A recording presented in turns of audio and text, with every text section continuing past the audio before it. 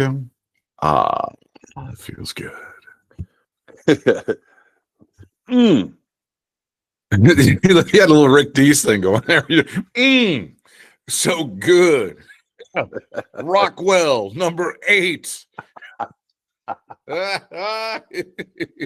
You gotta love some Rick Dees. Oh, Rockwell, yes. It is Jeanne Shame, number 12. So we had like this is going to be such a packed show. We have so many things to discuss. Like Survivor Series is maybe 3rd on our list. Maybe the 3rd thing that we're going to be getting to tonight. If there's time, yeah.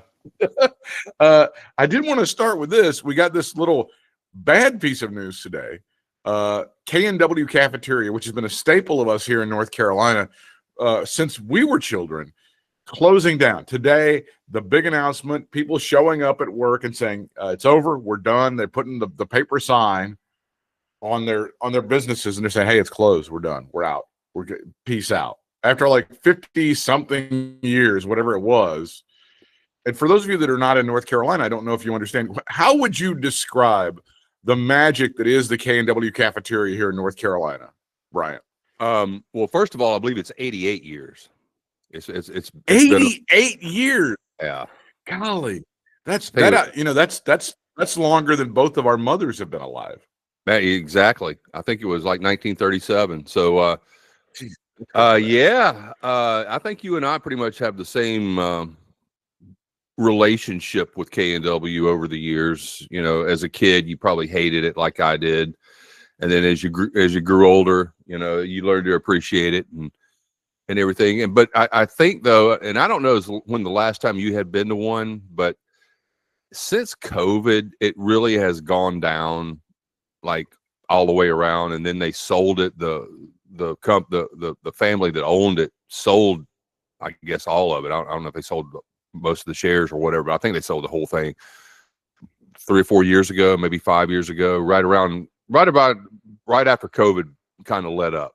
I think they sold it, and then they ended up closing a bunch of the stores, the restaurants, and then just left like bare bones minimum open. And it was really just a matter of time before, to me, because I'd been there a couple of times, and man, it just wasn't the case. You could go any time of the day. You could go at dead straight up noontime, you know, when it was just the busiest of busy, hardly anybody in there. And it's just the people, the menu it's pretty much the same. The food is about, I'd say, okay. It's not the old KW, but it's pretty close. But the main thing is the prices. As you well know, it attracted the old people, and the prices as they are or as they were, I just don't think the old people could deal with them because it was a bargain. That's why the old people went, because it was a bargain back then. Exactly. But and now in the Trump economy, not so much of a bargain. Oh man, I can tell you the exact last time that I went. I was with my friend Bryant Williams, and we were headed to Durham to see wrestling. Yes. And this was I think it was mid-September, late September. That's weird because now K&W's out of business and Deadlock Pro Wrestling is now going out of business. What the hell? Did we stop at any gas stations along the way? Are they going to go out of business too?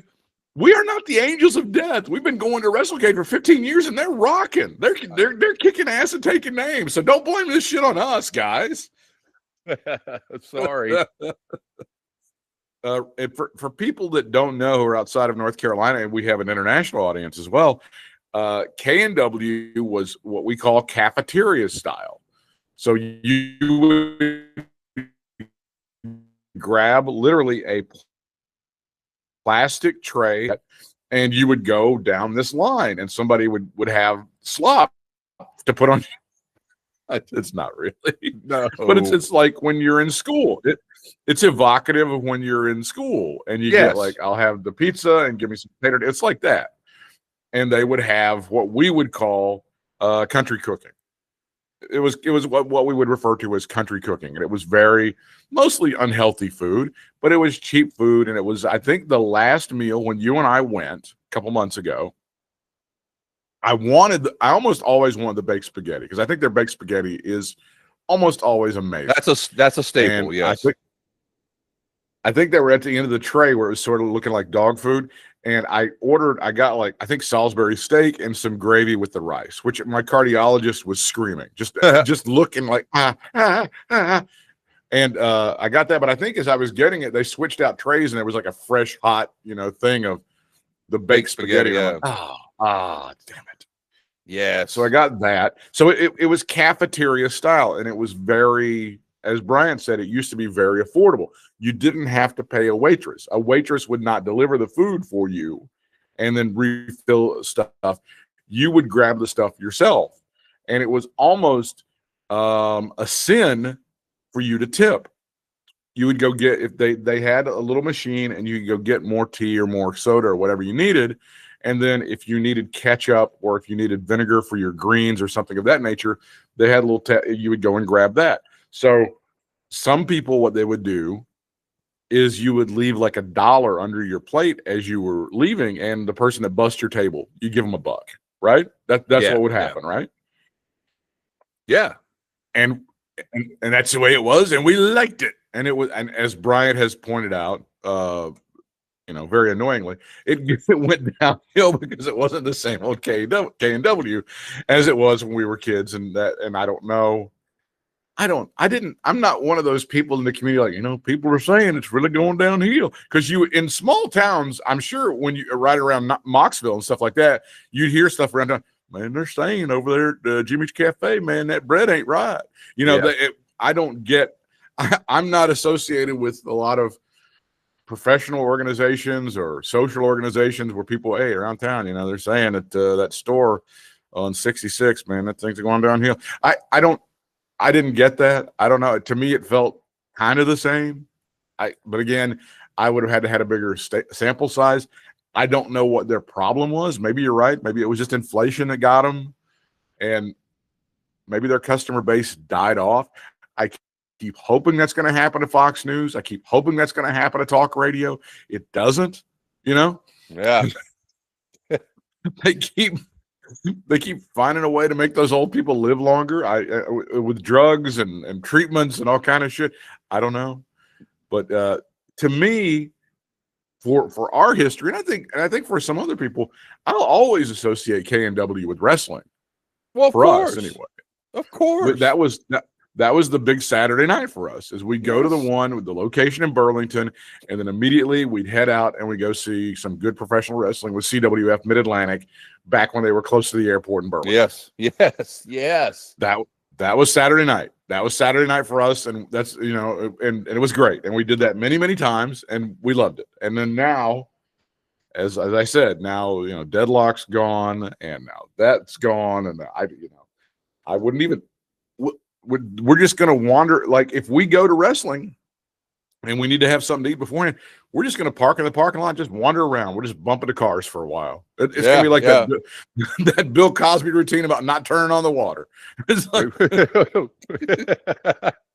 we'll just get we'll just get Aunt B to make us some sandwiches. Yeah, as long as there's no brown pickles. paper sack. Yeah, don't put any pickles on them sandwiches, Aunt B, because they taste like shit. No, kerosene. I don't get, as you know, I'm not huge on nostalgia, as I am on a podcast where pretty much all we talk about is nostalgia. But there's this song by Dave House and the Mermaid, House, Dave House and the Mermaid, fantastic musician out of Philadelphia. He's released a lot of good music over the past 7 or 8 years that I've listened to. And it's called Revisionist History. The name of the song is Revisionist History. And it's all about this. It's all about just these old people that are like us, preaching about how shit used to be better. And it's a great way to separate us from them. And it's a great song. And I don't necessarily, I don't buy that. I don't necessarily buy that. A piece of my childhood is gone. A piece of this is gone. Things evolve. And hey, newsflash, guys, there's some shit today that's way better than it used to be. Gotta be honest with you. I got this guy at work, and he's always like, man, the 80s were the greatest. 80s were super. I love the 80s. Everything's been downhill since the 80s. Well, yeah, if you had a penis and if you were a certain color and if you liked women, yes, the 80s were pretty good decade. But You know this as well as I do. Back in the 80s, there was always some bitch that was around going, oh, should have been here in the 60s. Oh, man, 60s were so great. And it's all been downhill. Right? Am I right? Yeah, oh, of course. Of course. And I know when they were like in their 20s back in the 60s, some guy went, oh, man, the 50s. Oh, it should have been here in the 50s. 50s were great. It's all been downhill. So there's always that, right? Yeah. There's always I don't really get into that. I just don't get into it. Am I going to miss K&W? I was there once in the past 8 years, so I don't think I'm going to miss it. I would. It's one of those things you kind of wish was around, even though you didn't go to it, right? Yeah. You just know it's there. It's like a safety net. Right. There's just some things that are going to be there, and then some things like that have gone away that were there when you were a kid, like the Rose's department stores here in North Carolina. Those things should have died. There's like 2 of them left, and they should have died many years ago. I'm not sorry. sure why they still exist. Yeah, I don't either. Sure. I'm not sure. I think it's to try to take advantage of poor people. I think that's what I believe that's what Roses exist for. Americans would do something like that? It's crazy. It's unbelievable. As I was saying with our friend Tracy Myers, and more on this in a moment, it's very expensive to be a poor person. It's so expensive. Here's another one I got for you. Family Dollar. Family Dollar should just die. Just die. Is it me, or is like Family Dollar like the bottom of the heap of the dollar stores? Thank you. There's like 10 other stores that do what they do and do it better, right? I just, every time I've been into a Family Dollar, it's just looked like a damn tornado's gone through it, you know? This is a store that started in Matthews, North Carolina. And for many years, they had some sort of, I don't know, utility in the community. You could go there and you could get cheap, like, detergent and stuff like that. But as I said, they've had not its done place anything. at one time. It did. And Dollar Tree bought them 6 or 7 years ago.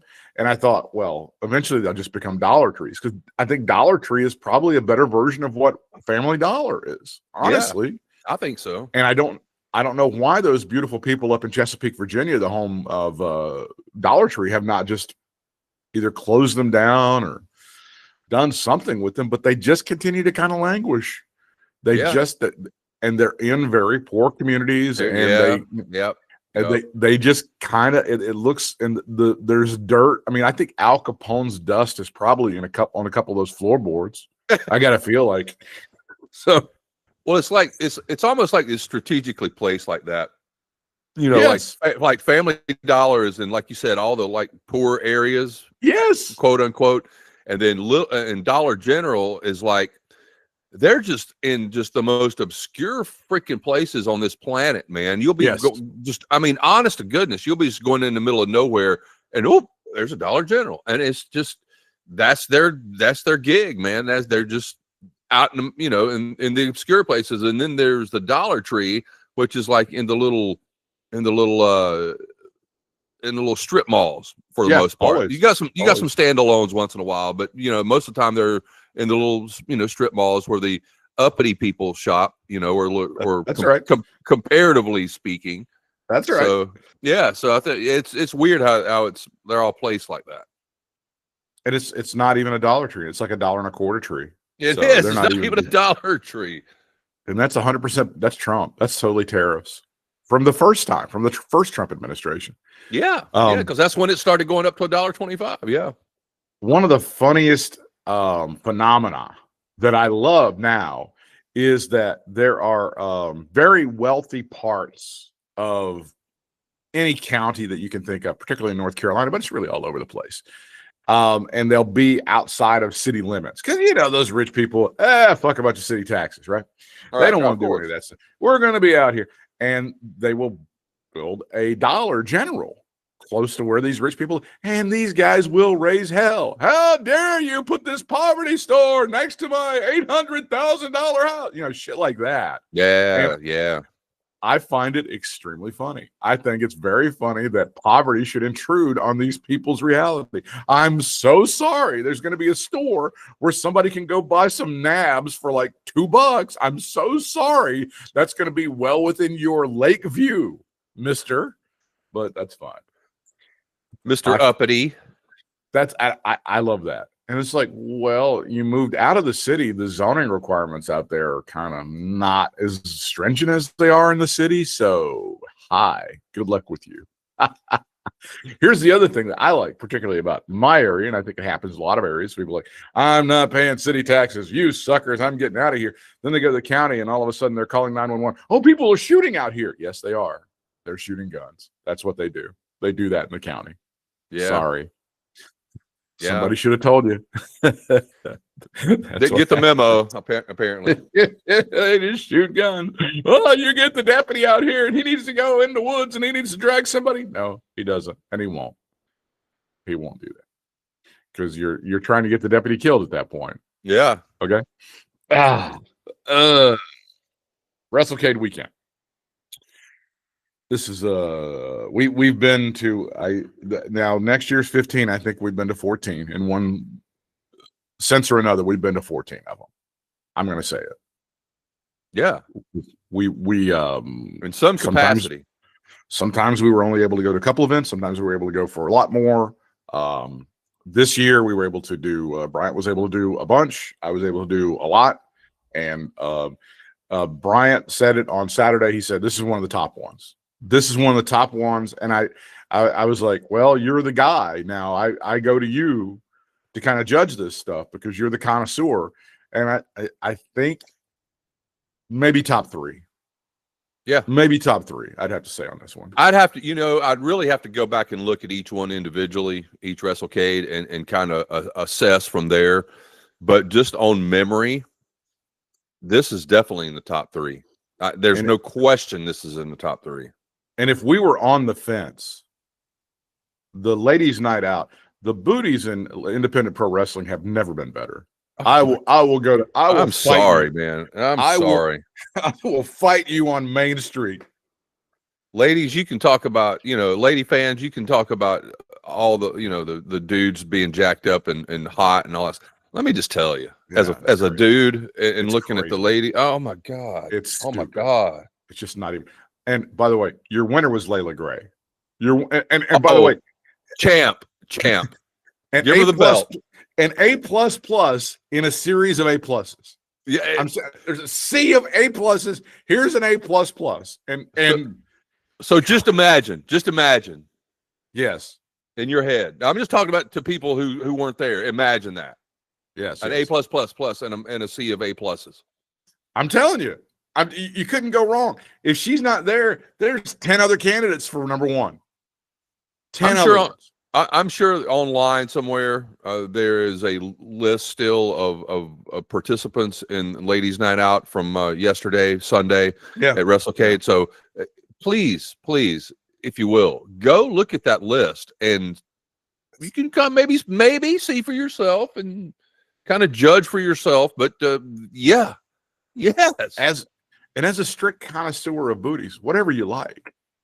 I mean, whatever race, whatever size, whatever. I mean, the spectrum is there. Yes, it's there. It's that. I'm telling you, quality, variety, a better variety of your favorite booties. This is Mix 100.3. It is a booty FM. That should be a Sirius XM. There's got to be like enough rap and R&B songs about ass. You could do an entire channel. I believe you could. I'm going to skip ahead and talk about Ladies' Night Out just a little bit because we had a funny bit on this. I don't know what it is, but the current trend on indie wrestling for women is you have like a regular woman's name, and then you have a very impactful last name, right? Right. Ladies and gentlemen, her opponent, Allison Genocide. What? It's so true, man. It's like, what do we do? Kimberly Excavation.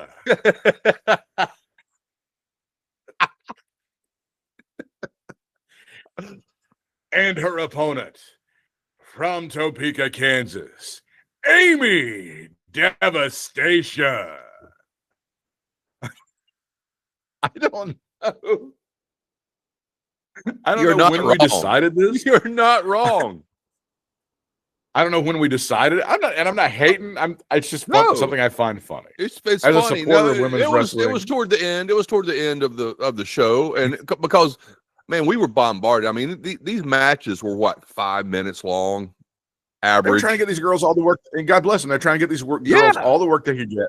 And as far as a total women's show, there's going to be very few places in the entire United States where you're going to get an entire women's show with that bigger crowd. And God bless them. It's a great crowd. Everybody's supportive. Everybody's ready to rock. People were very, very nice. And it's a good chance for some of them. Some of them have a lot of experience. Some of them don't have a lot of experience.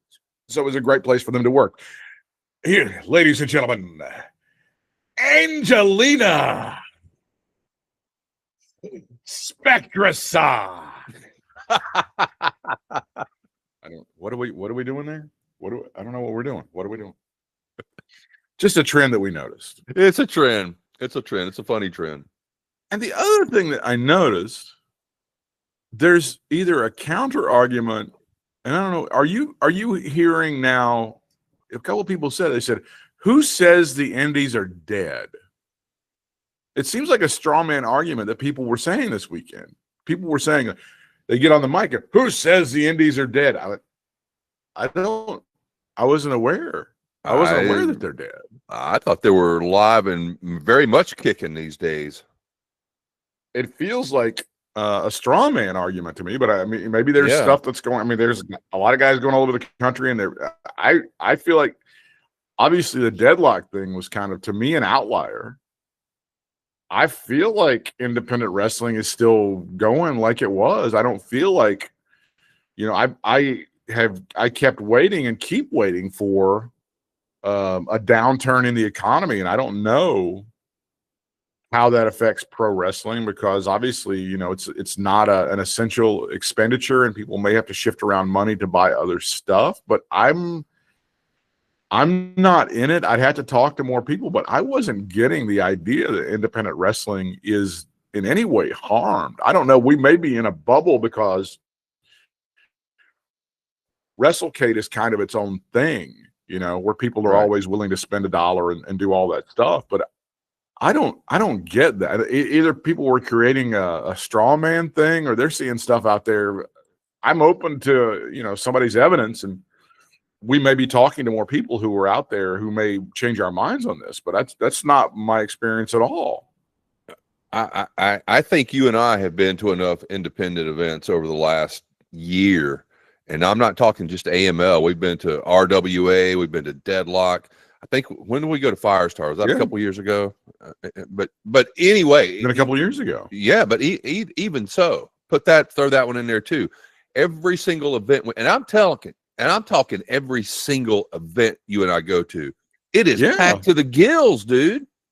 Every one we go to. Yeah, I don't know what happened to Deadlock, but the couple of shows that I went to, they got support. Father's Day, and then the one in September. Yeah. I don't know.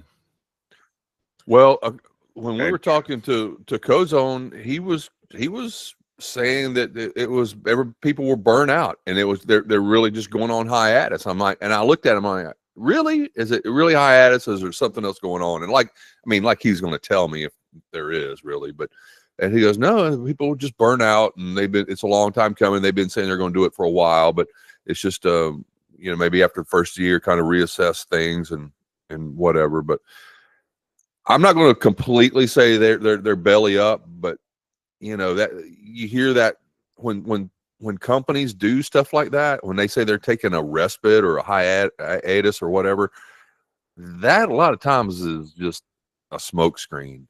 Am I wrong on that?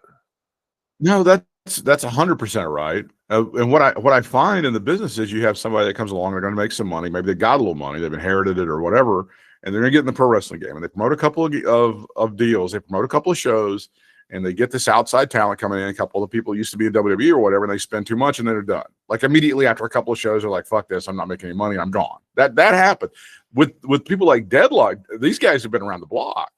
These guys, they know what they're doing. They're not like these newbies, these green guys. Yeah, that's kind of what's so amazing to me. Which, you know, sitting here saying that, you know, that every show that we've gone to, and you've been to a couple of Deadlock events or whatever, and they're all just, like I said, packed to the gills. It kind of makes Yeah. sense that it would be a burnout kind of thing. It couldn't be because of a financial thing unless, you know, the accountant for them is just, you know, shit in the bed in the accounting department or whatever. Oh, But yeah. but I don't know. I mean, you just don't know. You just have to go on their word. But either way, man, sad to see him go, even temporarily. You know who they like to book over at Deadlock? Mindy Consecration.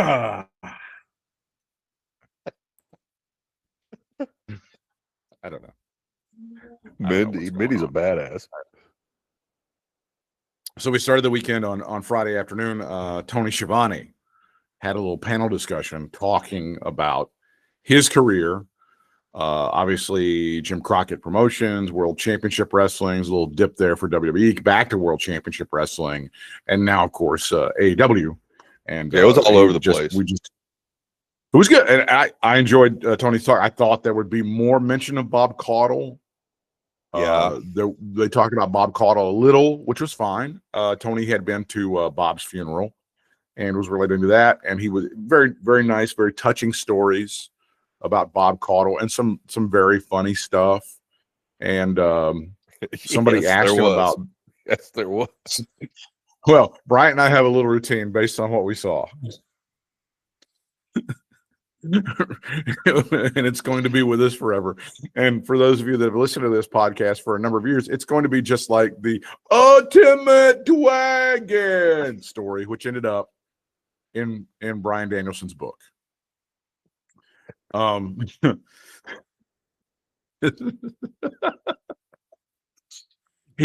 told the story about Jack Perry and CM Punk back in Wembley.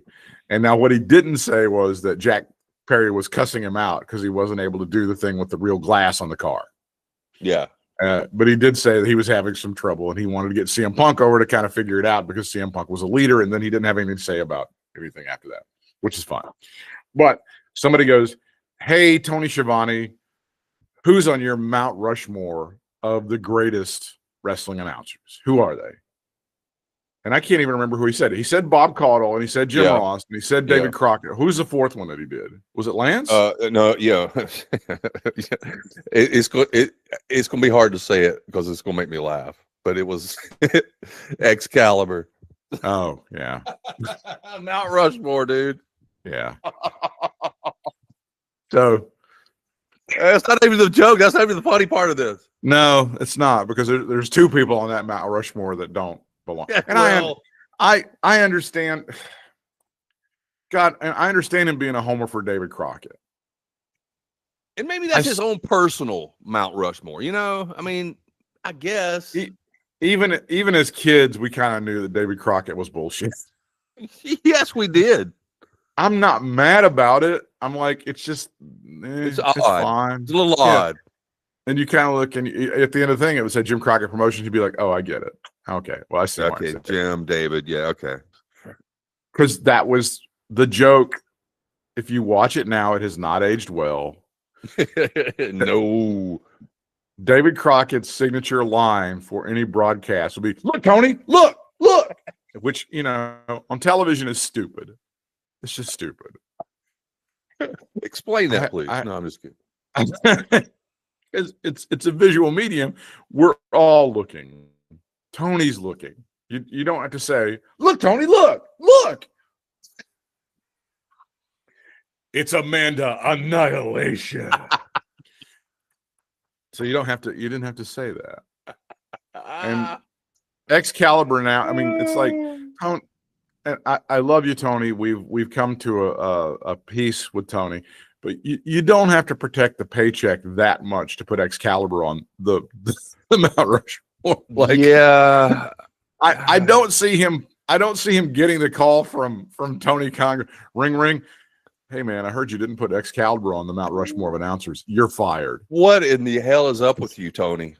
Yeah, I'm gonna have to relieve you of your duties and fuck you and have fun in Atlanta with Lois. You know, I don't think that would happen. I think he could leave him on, and I think even if he substituted Lance Russell in that, you know, yeah, I don't think I think if you went back to and you're in a production meeting with Excalibur this week on Dynamite, I don't think Excalibur goes, "Hey man, heard you put Lance Russell ahead of me." Fuck you, man. You know, I don't think that happens. Right? Right. So there's some obvious omissions. There's some obvious omissions. And obvious. And even Tony Say that himself one more has time, please. Obvious. Yes. And even Tony goes, "Hey, some people would say that Gordon Soley belongs on that list, on that Mount Rushmore." And some guy in the audience goes, "Oh, Gordon Soley was a hell of an announcer." And Tony stops and he goes, "Oh, you damn right he is, buddy." And Bryant and I just lost it. We just, for some reason, thought that was funny as fuck. I think it was the combination of a lot of things. I think it was just Tony's his facial expression when he said he did it, the way he pointed his finger at him, and the look of the dude himself. He looked like Father Time, man. You know, because the median 90 years old. The median age of people in that room was probably around 48, and he was way above. Yeah, he was way above that. And we were all thinking, how do you not put Gordon? I mean, I didn't even grow up on Gordon Soley, but I knew, like, when I was a kid, it's like, yes, the level of intensity is bumped up a notch when Gordon Soley announces. It just is. Yeah. I mean, it's very important. You can call him a drunk, you can do all these other things, but it was just, and him to just abruptly. And I think Tony was even kind of feeling sheepish about, "Oh, I said I didn't put Gordon Soley," and that's why he had to go abruptly say, "Oh, you damn right he is, buddy." So the entire weekend, we did that as a bit. I'd be like, "You know that LA Knight, he's a hell of a promo." "Oh, you damn right he is, buddy." We do it all weekend. "You know that Layla Gray, she's got an A++ booty." You damn right she has, buddy.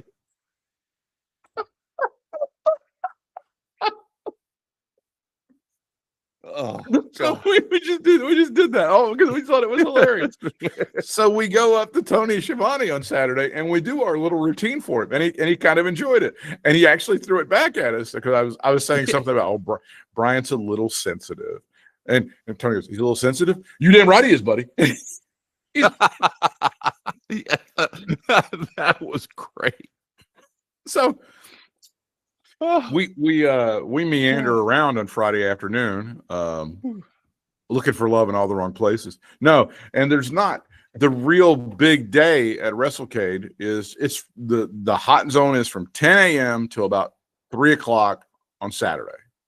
That's when things are moving, people are popping. That's when all your superstars are there. It's when your photo ops are going. Bim, bim, bim. People are going over here. They bought their tickets. They're paying, all this stuff. They're chatting. It's just that's the marketplace. That's the huge place.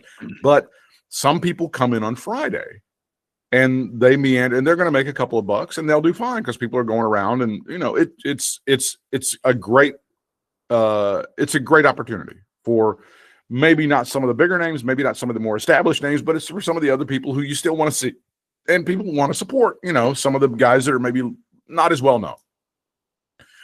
So Brian goes, "Well, there's Speedball. You like Speedball. You've talked about Speedball for years. Why don't you go say hi to him?" So I go up and I shake hands with Speedball Mike Bailey, who I legitimately have been a fan of for a number of years, and I kept wondering why is he, and he had, I think most of you know, he had some visa issues. He had some very difficult, complicated, protracted, very distressing thing in life is what it is. As some people are finding out now. Some people, yes. A lot of people. Citizens, again, even. That's where Speedball Mike Bailey is an innovator. He was having issues with immigration before it was cool. Oh, yeah. Right?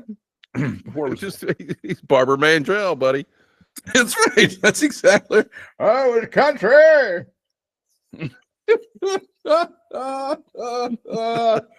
Barbara, homicide.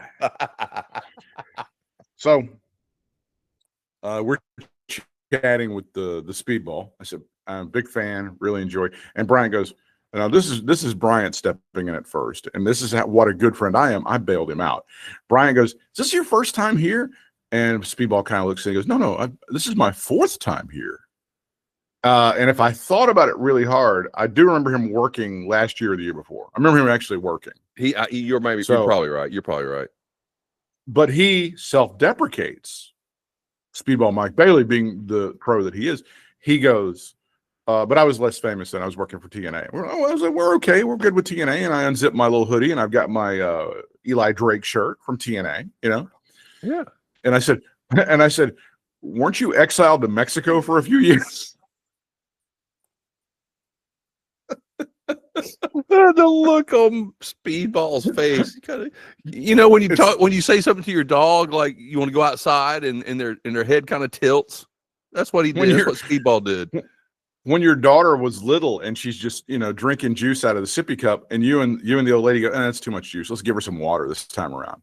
And the kid like takes the water, and that's the look that you know, the kid face better, yes. Changes. Oh, this isn't fucking juice. What are you giving to me, Dad? This is Speedball. He goes, yes. He corrects me. Oh no, I had some visa issues and I wasn't allowed to wrestle. I wasn't allowed to wrestle in this. And he's explaining it to me. Oh, okay, I'm fine. So we walk away from our interaction with Speedball Mike Bailey, and I go, you know, maybe that wasn't exactly the interaction that I wanted. Now he thinks I'm just terrible. But then I declared that 2025 was going to be the year of brutal honesty at WrestleCade. We're just going to go up to people all the time, just do brutal honesty. You can't get booked anymore. Yeah, you're having a little trouble getting booked, aren't you? You know, stuff like that. You know, just go all the way around, man. Just you know, anybody and everybody. We just go up there. So I said I don't like that. I don't want to be that guy. I just don't want to. That's not my brand. So the next day, was it on Saturday or was it on Sunday? I believe it was Sunday. It was Sunday because there's hardly anybody there. And I go up to him, I go, look, I'm sorry. And I paid for a photograph with the man, but I don't, you know, I'm not like a guy that says, oh, I paid you $30. Now I can just talk shit about you. I'm not that guy. I don't feel like that. I went up to Speedball on Sunday. I go, look, we had an interaction on Friday that I'm not crazy about. And I may have brought up a part of your life that was kind of a bad part. You know, I said something and I told him, and he goes, no, it's fine. It's fine. You're fine. Everything's fine. So we made up, and I was able to rescue. And he was next. That was just like the total antithesis of the Colt Cabana issue that we had. You know, exactly, because one of the people that you just mentioned is a complete asshole who wants to escalate. Well, and the other guy is a nice person who wants to work and be a nice person and appreciates fans. He's from Canada. He's from Canada, and he's a nice guy who doesn't just act like a nice guy in front of the cameras and then acts like a dick behind the cameras. The other person is that thing, yes. That. So and he was next to your guy, Akunze, right? Kozone, yeah. Kozone. He's next to Kozone, and Bryant's talking to Kozone because he's already again at Deadlock Pro Wrestling. I'll tell you something about Kozone. Here's the thing about Kozone. He's got fantastic merch. I don't know if I've mentioned it before. That guy does not scrimp on merch. When the fans pay for shit from him, it's not cheap, but you get great quality. And that's what I appreciate him. So he's next to Kozone. We're talking to Kozone. We're talking about the Deadlock situation. And I'm like, you guys, Kozone and you, Speedball, should be in a tag team because that would be the shit. That would be amazing if you guys are in a tag team together because you could do, I'll take my money now. Holy shit, those guys could rock and roll because Kozone can brawl. He can also do flippy shit. And of course, Speedball can do flippy shit all over the place. And they can do like this crazy shit. Like Kozone can put like Speedball on his shoulders and then like, Speedball Kozone's he's a rock, man. Yeah. But he can move. Next time you're at an event and you see Kozone, look at his fucking legs. Tree trunks. Yes. Oh, absolutely. 100%. God dang. It's like Ace Austin. So that was Friday because the event afterwards, the wrestling event, they wanted to charge us extra. Charge us that. Yeah. After we got the 3-day pass for like $100. Yeah, it's $100. No. Yeah. So that's it. It's fine. I don't know why that was. I didn't talk about it with Tracy. We did have a conversation with Tracy on Sunday. It was like the longest conversation we've had. He was great, and we'll get to that in just a moment. So that was our day. They had a thing that you could have gone to for free with Swoggle afterwards. I'm sure it was fine. I'm sure it was fun. We're kind of up there in years, so we don't stay out that late. We go home and we watch SmackDown, or we just snooze. That's what we do. So Saturday, as mentioned, it's the crazy day. It's the people are going here, people are going there, and you're buying stuff and you're getting in line. And I don't know what it is about you people. Let me address the people who attend WrestleCade. You are some line-loving motherfuckers. I have never. Not only do you like standing, you like forming them. I don't know what it is, but y'all are some, like, I don't know if y'all are just like, you went to Disney and everybody just stood in a line. I'm not sure how that happened. I'm not sure how that happened, but it happened. If you stand, they will come. So Bryant's office, if you will, is like a block away. So he's doing shit beforehand, and I'm like, well, I got to get in the line. I get in the line for MJF because the line for MJF is like ridiculous. And he's like, no, don't. And you had a secret. What was your secret? My secret was the MJF action figure that I got you for Christmas that I was thinking that you may want it signed. But if you didn't, that was cool too. I just didn't know one way or the other. So I just wanted to make sure. I hadn't paid for the autograph, so I felt like if I was trying to do that, they would be, I didn't want to overdo party it. foul. I got you. Yeah. Because, he's going to yell at you one way or the other. Yeah, well, regardless. Yes. So we get in line for MJF, and I went to Bryant and I said, when I get up there, I'm going to look very glum. I'm going to look like my mother's on life support is what I'm going to look like, because that's the energy of this guy, and he's already doing his bits. He's already, like, I didn't see him throw any belts down or anything like that, but he's already like talking shit about people and how poor they are. Always completely talking shit. Very funny. We get up, like, we're like two people back in the line, and he goes, all right, 5-minute mental break, and he's got his caretaker there. And he goes, really? Is he going anywhere? Is he going to go piss, or is he going to? No, he just sits at the table and just stares. And his lovely newlywed wife, Alicia Toot, who could not have been more beautiful. Oh my God. Could not have been more beautiful. Again, she's one of the ones that just look at her on TV. She's beautiful. Look at her in person. Oh, just so much better. Look at Bryant's Instagram, Dad of Stanley, and there's a picture he took with Alicia Toot, and she's fucking glowing. She's like, golly. And it's natural. It's just like natural beauty, just glowing, like just kissed by the sun. This woman. Yes. And when I, put my arm around her, I was like, is he going to say anything? I said to her, he's not going to say anything if I put my arm around you. She goes, oh no, he's okay. And as soon as I put my arm around her, he goes, hey, wipe your hands. and nothing against you. You could steal any woman, but I don't know if Alicia Toot is looking for the 6-foot guy that was technically born in the 60s. I don't know if that's what she's really looking for. Yeah, I don't know if that's really not in that pay grade. But don't worry. Stick around. I will talk up my friend Bryant later on. Yes.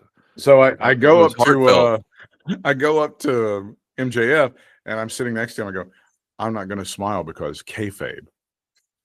And MJF says to me, you don't even know what that word means. So I sit there very glumly, like my village has just been bombed.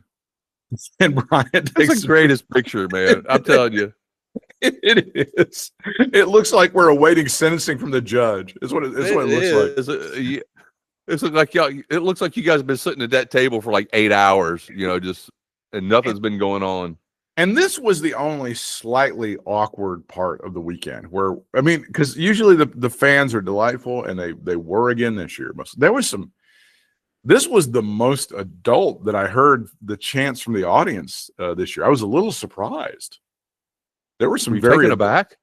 I'm not myself. I'm not a pearl clutcher. I don't care. I'll get out there and get in the gutter with anybody. Contribute. Yeah.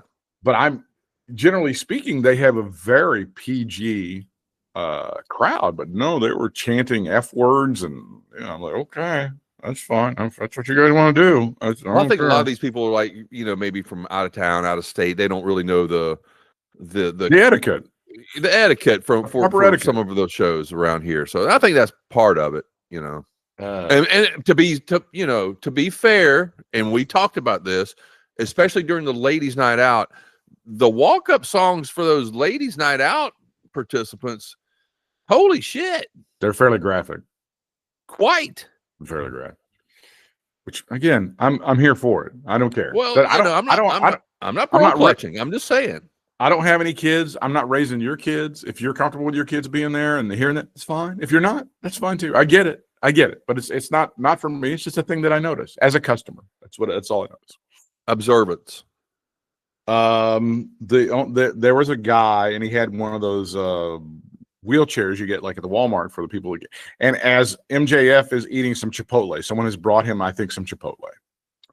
And the guy goes something like, "Hey, make sure it's kosher." And I thought, oh, that's not good. It fell flat. It fell completely flat. I would like to think the guy was just being funny.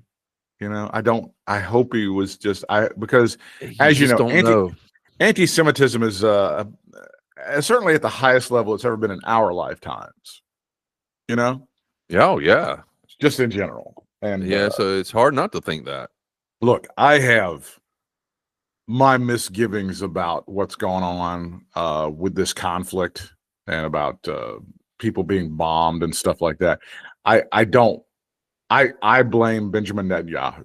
I think Israel has some bad leadership, but as far as their ability to exist and whether I'd like to wipe them off the planet, or whether I think that Jews have more control over the world's I don't do that. I'm not doing that. I've talked to people who live in Israel who think that Benjamin Netanyahu has more concern over his political future than he does about the security of Israel. That's not like an outlier opinion. How dare him? How dare how dare anybody like that with their country? God, I can't imagine having a leader like that. Wink, wink. Unreal. Which kind of makes sense that he's buds with who. Crystal clear. Again, it's not an outlier opinion. There's a lot of people in Israel who believe the same thing, but I'm not going to go in with all the it's like I have maybe questions about the killing of Charlie Kirk, but I don't know how you get from, oh, this was weird that they didn't do this, to, hey, the Jews did it. I don't know how you make that particular leap. But yeah, that's a huge Mother May I leap. You do you, Candace Owens. You're fine. Whatever.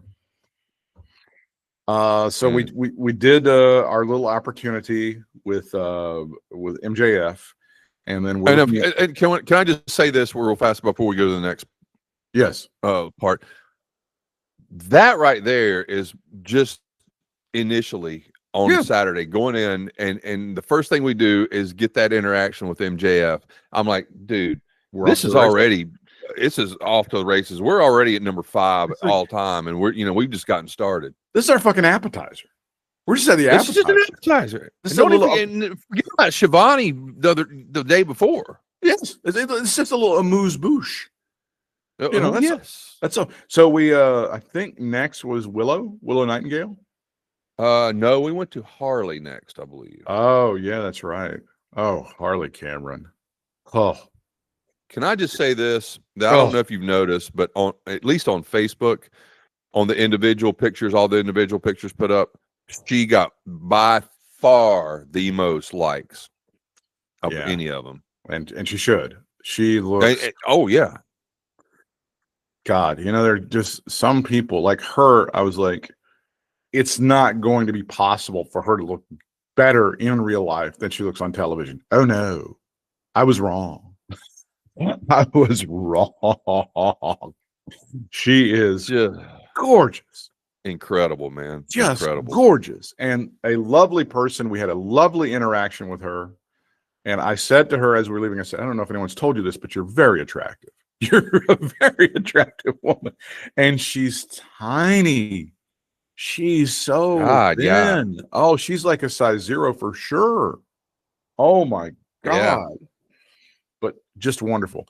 Now, an observation we had, because we didn't get, I think, were Carrion and Scarlett in the same room as them? Were they just down the way, or were they in another room entirely? I believe so. No, wait a minute. Hold on. I think no, they were in the other. Scarlett and they were over there with Soraya. No, wait a minute. Yeah, they were, because Soraya, remember, was there with MJF, because I couldn't figure out if that line for Soraya was for her or for MJF, and it was actually for her. So yeah, I think they were in there. Yeah. If you get the privilege and the opportunity to see Scarlett Bordeaux in person, I can't even describe to you how I think it's utterly amazing. It's amazing. It really is. I've seen beautiful women. I've seen women who have been in entertainment, and their looks sort of made them a living, and sort of made them a good living. I don't think at WrestleCade I've seen a more beautiful woman in person than Scarlett Bordeaux. I just don't think so. She's a porcelain doll, man. She's just a porcelain doll. It's stupid. It's just like, I told Brian, it's just stupid. Like, she took the good looks from there are 20 other ugly women wandering around there, because God gave all of those looks to her. He just threw it all at her. And like, if you get to heaven, you hope an angel looks half that good. Yeah. It's just stupid. It's just like dumb as hell how you can't even imagine. Like, nobody should be that attractive.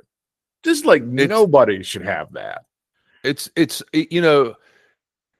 people say breathtaking sometimes. She's breathtaking. She's breathtaking. Like you could be in a crowd. Like, you could see, if you go to Coachella and there's like 100,000 people or some shit, you're gonna see like a glowing fucking light coming off of her. Like, and you're gonna be like, oh, okay, no doubt, yeah, no doubt. It's crazy. It's like, I can't even. It really is breathtaking. Breathtaking is a great way to describe it. It really, because you do have to pause and go and just kind of like let your lungs fill up again. Is that real? Is she real? I completely, and I think her personality is great, but I could see why other women would just hate her. Just hate her, because nobody's paying attention to anybody around there if she's around. Just like nobody's like, who? Are there other women here? Oh, okay, that's nice. Betty Mozambique. Sorry, Betty. So I think our next one was with Willow Nightingale, who had a lot of support, had a great line. Great line. Good people. And again, could not have been nicer to the fans, was getting good interactions from the fans. And I told her, I said, I hope you don't take this the wrong way. You're the baddest bitch in here. And she goes, how could I take that the wrong way? She was totally wonderful, did very well. I was disappointed she wasn't working, but it's fine. And she was lovely, and we had a great interaction with her. Was Mina next? Was Mina the next one after that? Let's see. I believe it was. So we go to Mina Shirakawa. We had pre-bought the tickets for that, and it's not terribly busy, but there were people coming. Were you a little surprised at that? I meant to ask you. I don't know if I ever asked you, but her line not really being a line. I don't know, compared to like all these other lines, people are fucking missing out if that's the deal. I mean, I really thought she would have at least the Rob Van Dam line. This is where we encountered a guy who's at a lot of indie shows. It's a creepy guy who tries to monopolize the time of one of the female people. Yes, he just had that look about him too, And then I think that one time over there when you were doing, you were Noah, and you used that one sleeper hold on that one kick, and that match was amazing, and I thought it was just really something. And God bless her, man. She was playing right along, smiling, and just not acting like it bothered her one bit, which it may or may not have, but you couldn't tell if it did. We have a system because we're veterans of this, and Bryant was taking the pictures this year, and it's just on one phone. I wasn't using my phone. He would just send me the pictures after he takes the pictures. That's what we did. So easy. It was so easy. And then when he would need his picture taken, I would get his phone. I would take his picture. So I had my picture taken with Mina Shirakawa first. Again, just lovely, just fantastic. Golly Moses. And it Yes. just and the fit she had on, Jesus. Yeah, that's another one where it's like she can't be better looking than she is on TV. Oh, yes, she is. Oh, yeah, she could. She really truly could. is. And she was. It ain't just camera magic, pal. It ain't. So I get my picture taken. I love it. And I go, hey, here's my friend. And I'm a big fan of yours, but he's been a big fan for a lot. He loves you. And by the way, wouldn't you like to have this person for a husband? And wouldn't you just like to move here to North Carolina? He could make you very happy. I've known him for 20 years. He's a wonderful guy. I think he'd be a fantastic husband for you. And she's like trying to play along. And yeah, she God bless her. And she goes, well, I'm married to Tony. And I'm like, well, you know, while the cat's away, we can have a throuple. And she laughed. And I'm like, what does that mean? Does that laugh? Is it supposed to be funny, or is that like the little we could, a little flirty laugh? We could have a throuple. Like, it's fine. It's fine. Yeah, no problem.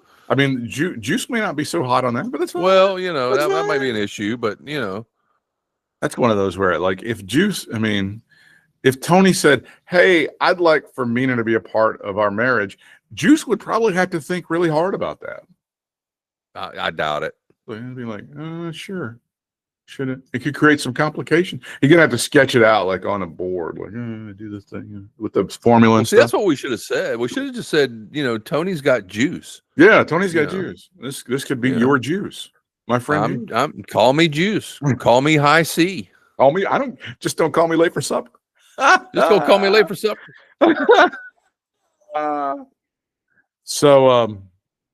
Yeah, great interactions. Yes. Everybody. Do you know where we went after that? Can you remember what happened after that? I believe we stepped over to get a pic. I got a quick pic and talked to Steph DeLander for a minute. Yeah, I believe. Yeah, I think that's right. I don't. Who else did we get? I'm trying to remember. I can't even remember because you sent me all, and I was trying to. But that was the meet. We were having such a good time. Yeah. Seems like we're leaving somebody out. Seems like it. I was I'm gonna go, and then we did this, and I'm glad you came. And let me see. Title. Steph DeLander. Oh yeah, Santino. Oh, that's right. You had a lovely interaction with Santino. And Layla. Yeah. Layla L. Oh, who by the way could not have been nicer. Very sweet, lovely. Man. Lovely girl. She was trying to. Shelton Benjamin was trying to take a selfie and he couldn't get the camera right, and she's trying to tilt it up and down. And I said, "Hey, come on, Shelton, get it right." He's like, I know, I can't do it. I don't know what I'm trying, doing, man. I'm trying. He's trying. And you had a good interaction with Santino Marella. Yeah, that was fun. I just I told him, we're talking about marketing, and who are we talking about in the marketing? Somebody in their gimmick. Basically, I forgot who it was. It was Abdullah. We're talking about Abby. Abdullah in the fork. That's right. Because you were like, "Hey, he's selling the little sock with the, Cobra or whatever the thing is." Yeah. And then we were telling him, the best gimmick was Abby. Abby sold this man a fork for $5, and he wrapped it in tape and he signed it. And Santino's like, "Brilliant! It's genius." Yeah, that's what we've been saying that for years. Yeah, it was genius. Some good shit, man. Yeah, and Santino had his wearing his badge, of course. He was very straightforward, though. I mean, he did not gimmick at all, man. It was very real life Santino. It wasn't John Cena. I thought he was going to do the accent, because I thought I heard him talking to people and he's going to do the doing the accent or whatever. I'm like, no, but I get it. He's some guys don't like to do that shit unless they're on camera or whatever. It's okay, Nikita. We know you're not Russian. It's fun. But he was lovely. You say he did a great job.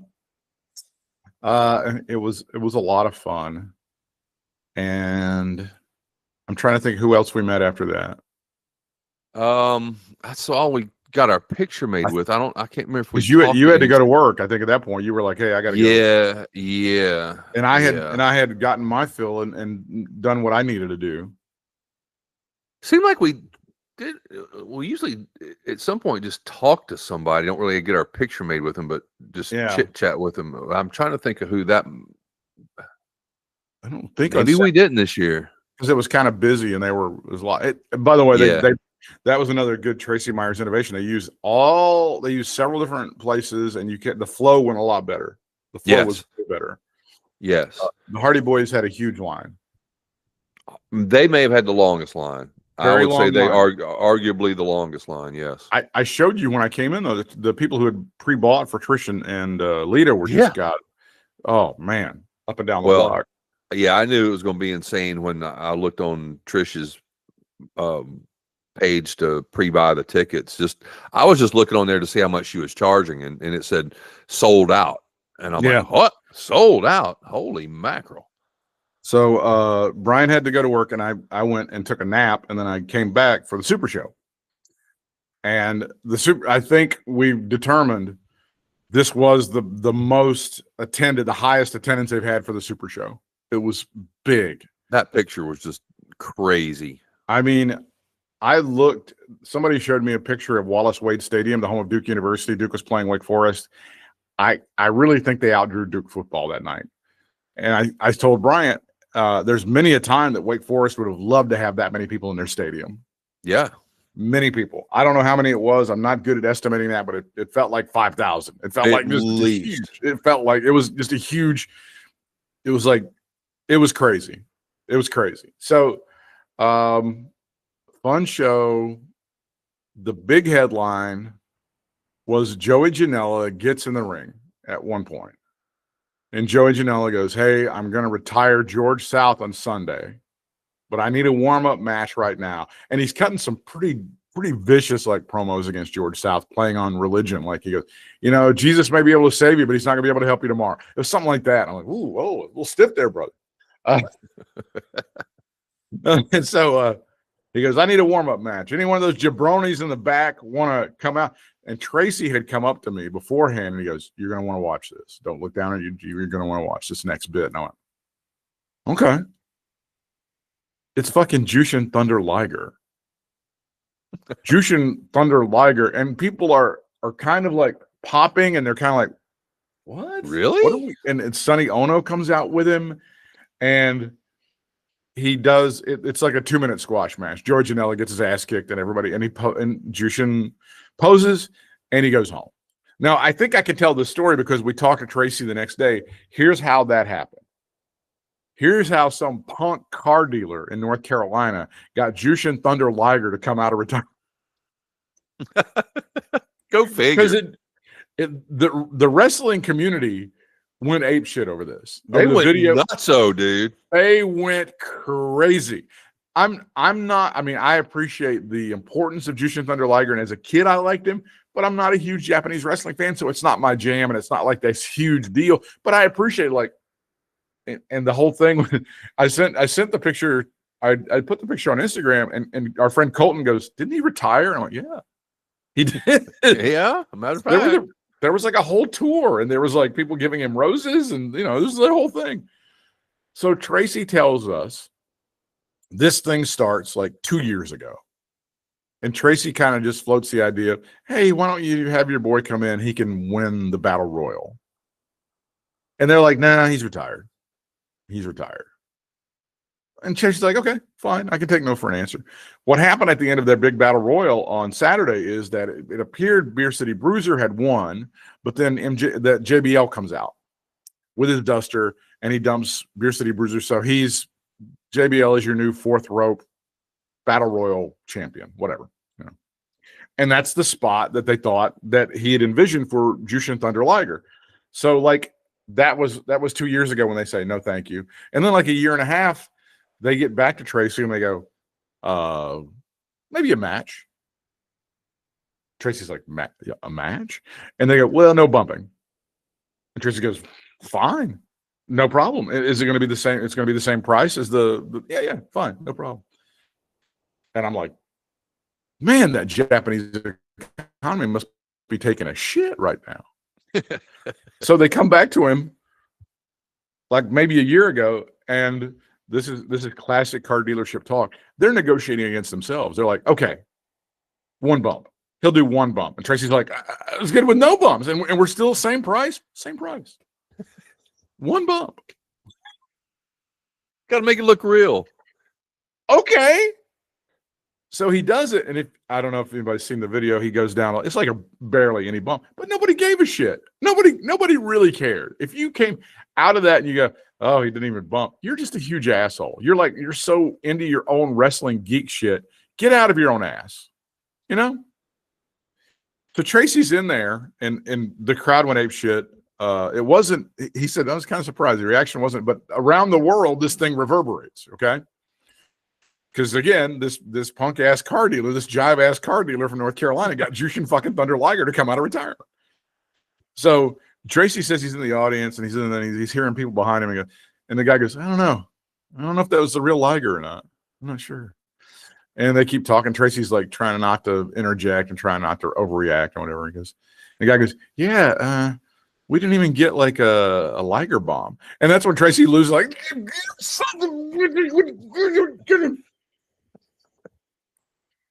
that's when I related the story to him about Live Aid, which is, again, a bit of a convoluted story. But at the end of Live Aid at John F. Kennedy Stadium in Philadelphia, it's, you know, the hugest music event of all time. They fucking reunited Led Zeppelin. You know, Phil Collins went from one country to another on the fucking Concorde so he could come back. It was like the biggest, hugest, most massive thing ever. So the crowd is filing out from JFK, and this kid motions the legendary concert promoter Bill Graham to the front of the stage. Bill Graham walks over there, and the kid goes, "Hey, is that it?"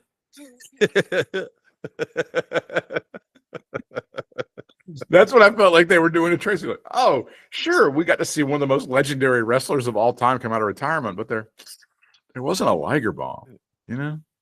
Yeah, just wasn't the same. It's like you had sex with Margot Robbie, and you're like, I don't know, that hand job, it's only like a 6 or a 7. Yeah, you got to work on that one. Right.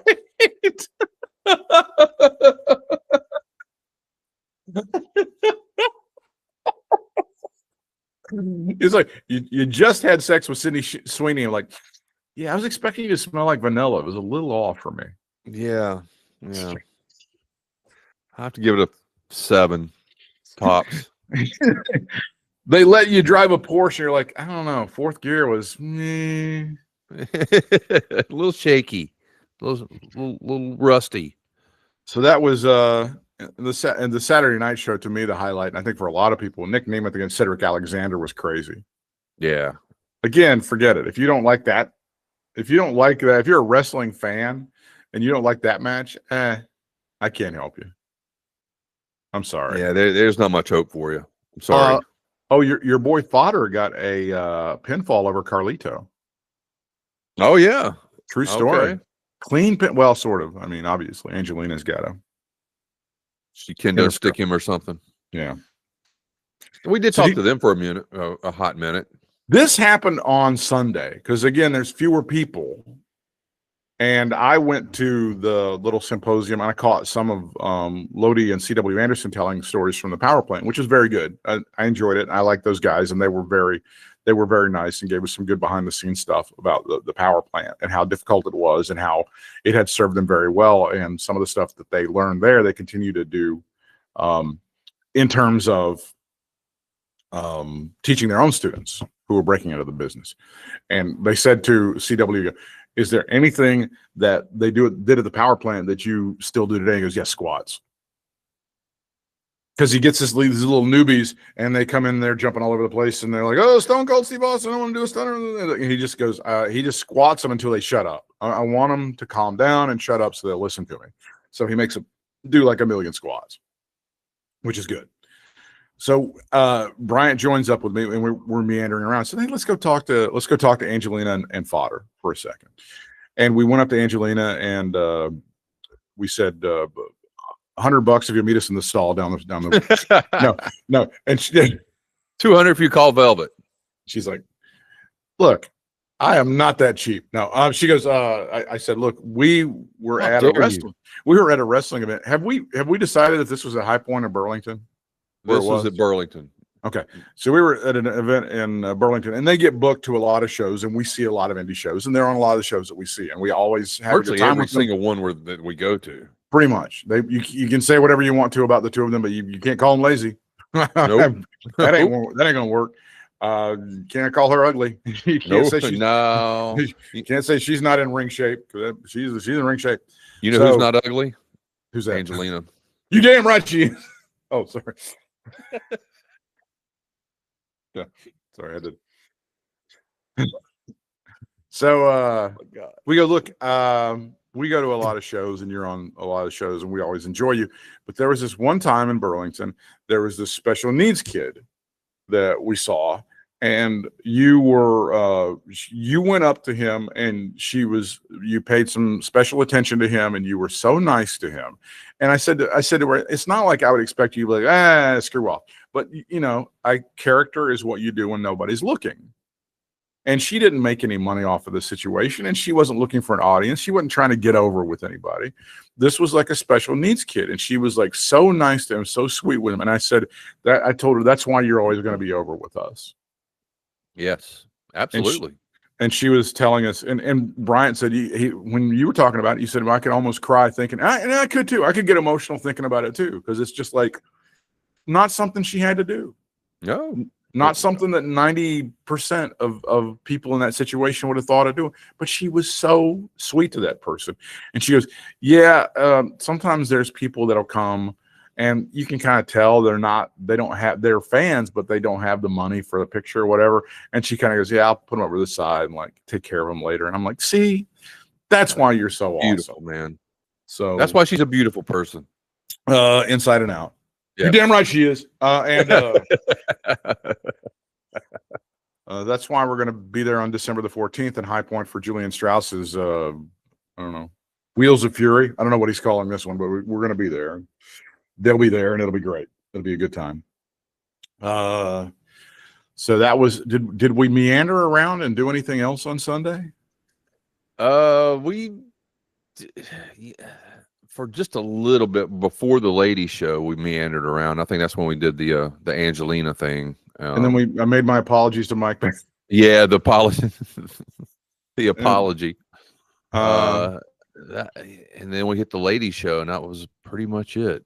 We saw the ladies show. And again, I think we've covered that. It's just the booty situation in indie wrestling has never been more outstanding. Top notch, man. Oh, it's just crazy. It's just, I mean, it's the smorgasbord. It's incredible. It left me speechless, is what it did. Like, if somebody goes, okay, you can only have the fourth best booty there, and be like, oh my God, yes. Good luck figuring out who the fourth one is.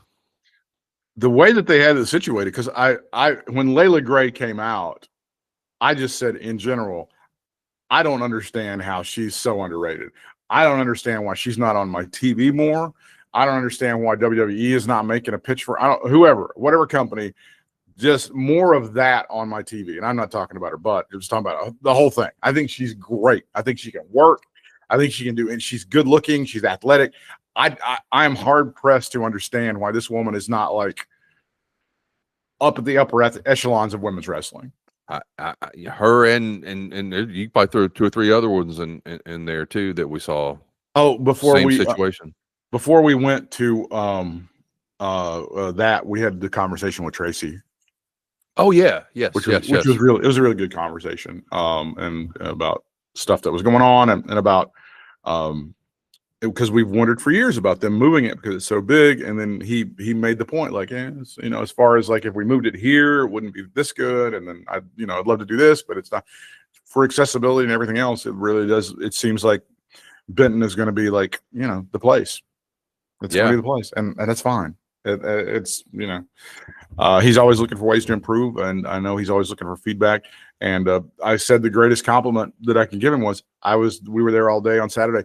I didn't hear shit about the Survivor Series. I heard a lot of conversations from a lot of people about a lot of stuff, but I heard nothing about Survivor Series. That right there should sum it up, right? How far WrestleCades come over the years, just To me, that that fact right there. And we're barely going to mention it on this today. So Well, you had to depart, and yes. then who else was on that show, on that lady show that people would know? Izzy Moreno. Izzy Marino was there. There were a lot of three woman matches, Yeah.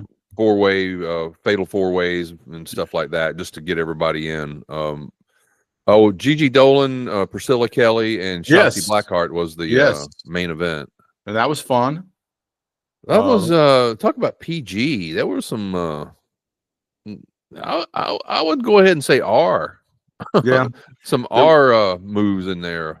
I've never seen. Well, yeah, when you're stapling someone's vagina. I mean, quite literally. Yeah, literally. You took the staple gun to somebody's vagina, which I like.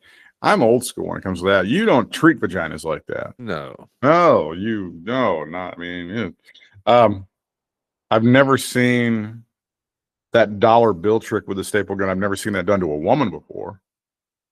That's the first time I've ever seen that. Twice. Did it twice. And so Bryant departed, and then then AML had their big after show, which was very good.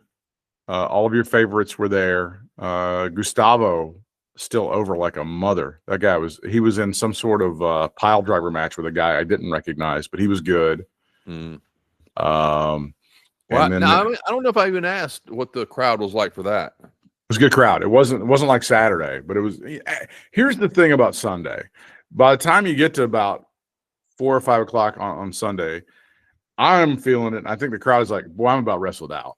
At this point, yeah. At this point, I'm like, and I'm not a young man anymore. There may be some other people that don't feel that way. There may be some people that weren't there the entire weekend, but I'm like, boy, this, I love you guys. I want to see this, but I'm, energy's waning at that point. Yeah. It can be draining, man. It really can. You're doing wrestling on top of wrestling on top of wrestling on top of wrestling. It's kind of like, so, and I'm not complaining. No, it's just overwhelming a little bit. It's a challenge for those guys. So they had another battle royal, and Beer City Bruiser did win that one for real this time. Fodder got that pinfall over Carlito, and then they did the 4-way with Brad Attitude being added to the thing. But that JAC guy, he still retains the championship. Billy Brash was in that one as well, and I'm trying to think who else was in there. I saw the when he turned on. I saw the clip of that. You saw that when he turned on Attitude. Yeah, Billy Brash turns on him. Diego still kicking ass. Did a great job in his match. Okay, yeah, I like him. They had some fun spots with that one. Did we see Clara Carter again? Clara Carter was in there, and she was interfering, and she's with the AJ Francis group. Oh yeah, money people, Money Inc. or whatever they're called. Where they're calling those guys. But she's interfering with that, and that was one of the funniest things of the weekend too, during the Super Show. So Hornswoggle's he's with Heath Slater and somebody else, and they're against AJ Francis's thing. And Swoggle gets in the ring and starts talking, and AJ's yammering at him from outside the ring. Goes, yeah, money. You ain't got none. I was in 6 WrestleManias. You were in none, bitch. And it's a little stiff there, brother. It's fine. So the AML main event was George South and Joey Janela. It's a casket match, and if Joey Janela wins, then George South has to retire. If George South wins, Joey Janela is banned from WrestleCade forever. Banned forever. So that might hurt WrestleCade, man. I don't know. Can they afford to do that? You think they? You think that stipulation was just a little much? You think that's going to hurt WrestleCade? You damn right it is. No, it's not. They bled a lot. There was a lot of bleeding. It's the cheapest casket ever. Like, if your family buys this casket for you, your family hates you. Like, if that's what you're going to be buried in, that's like, it was not good. So eventually George South does prevail, and Don't Stop Believing does play for all of us to hear. Oh, well, thank God. So yeah, It was a good AML show. It was fun, and it sets up for good stuff in the future. And I think, the rest of the year is going to be good, and 2026 is going to be bonkers. It's like, and every year after WrestleCade, I'm like, God, what's he going to have next year? Who's going to be there next year? I don't know. Got all these, How do you fucking top Jushin Thunder Liger unretiring? That's a high bar. It's like I don't even know how you get there. I'm not even sure how that happens.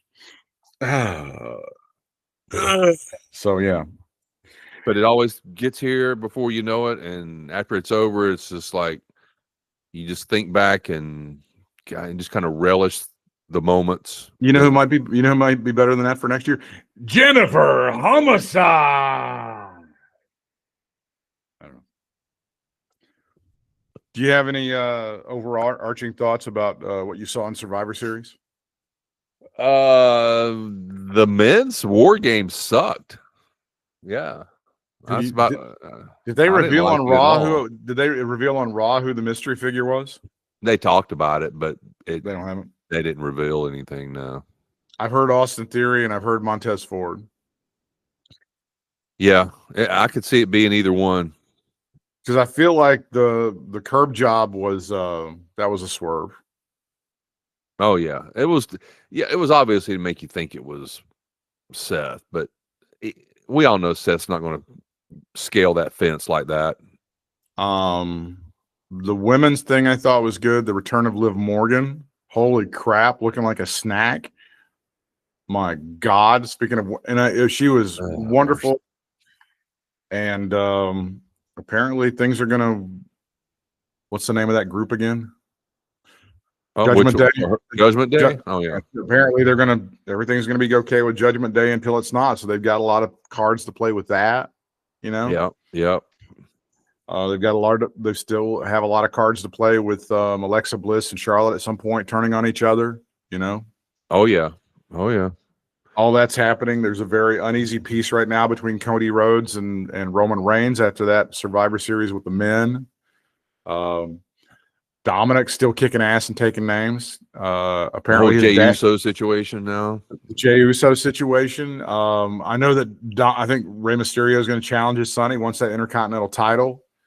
We still have the last John Cena match coming up on Saturday night's main event. That's happening in a couple of weeks. So, what you think on the Gunther LA Knight thing? Who you got in that?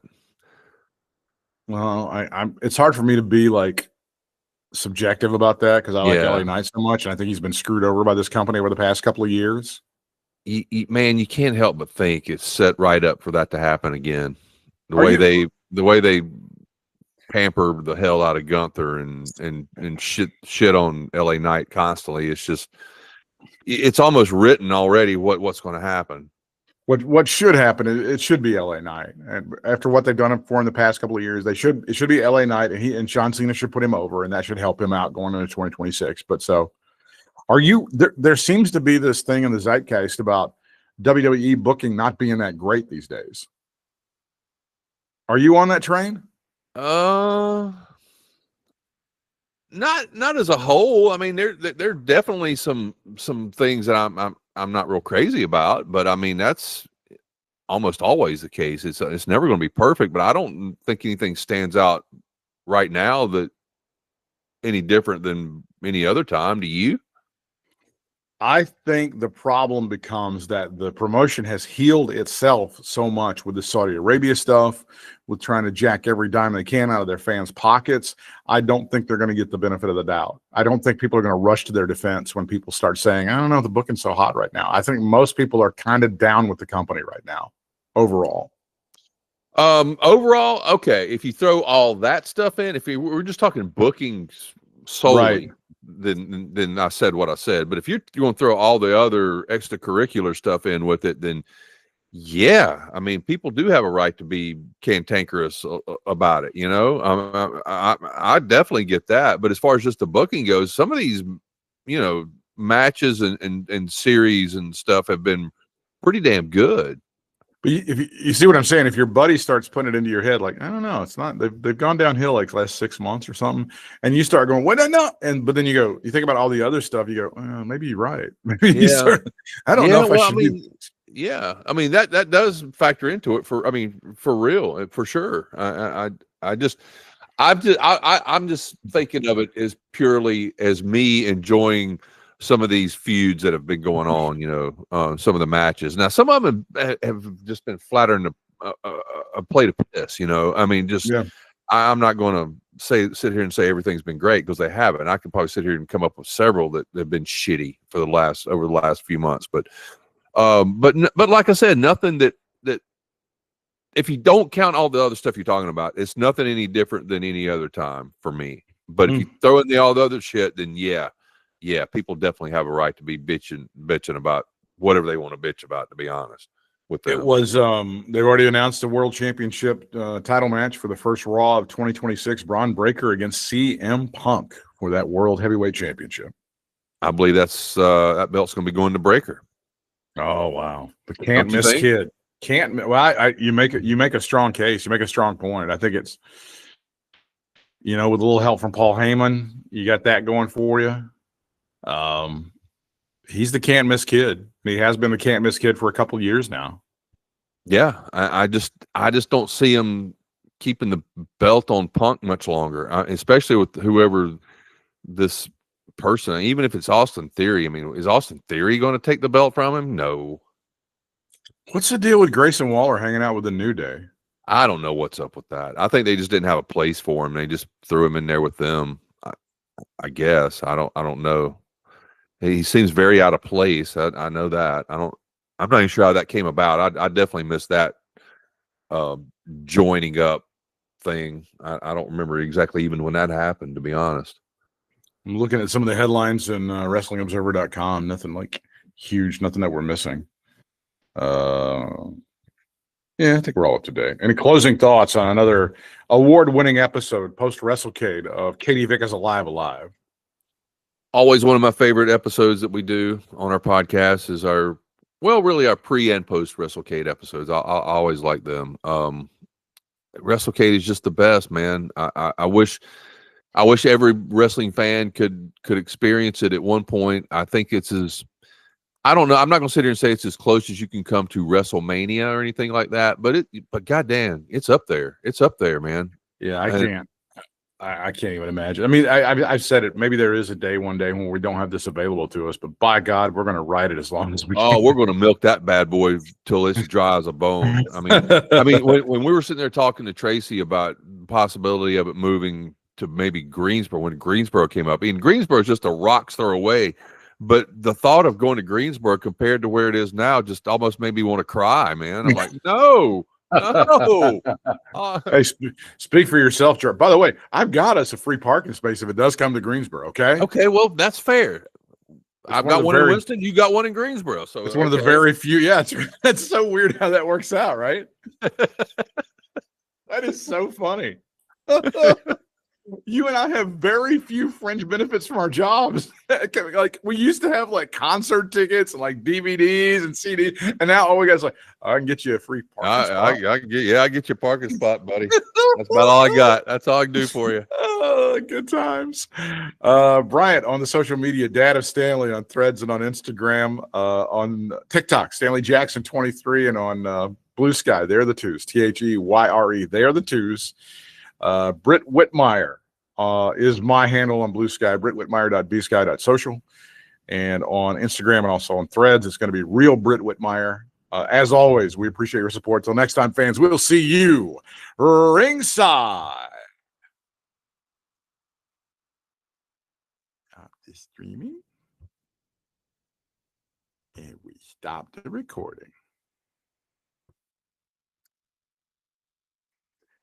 Good time.